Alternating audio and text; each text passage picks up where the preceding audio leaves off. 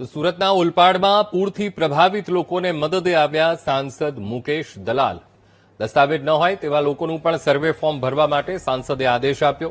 Form ભરવાનો ઇનકાર કરનારા અધિકારીને ફોન કરીને મુકેશ દલાલે ખખડાવી નાખ્યા. દસ્તાવેજ પલળી ગયા હોય અથવા નાશ થયો હોય તો પણ ફોર્મ ભરવા માટે આદેશ અપાયો છે.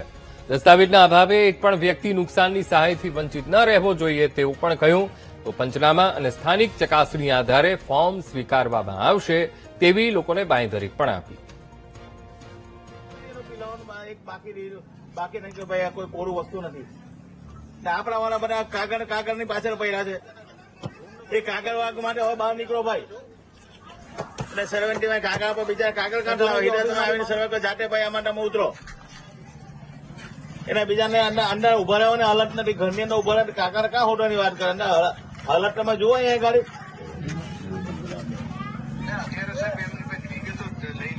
તમારા તલાટીને સૂચના આપો, જે વિગત લઈને પૂરું કરો. એ બિચારા પાસે એનો સામાન એનો કઈ વસ્તુ નથી. એનું પીલાવાનું એક બાકી નહીં કે ભાઈ આ કોઈ કોરું વસ્તુ નથી. આપણા વાળા બધા કાગળની પાછળ પડ્યા છે.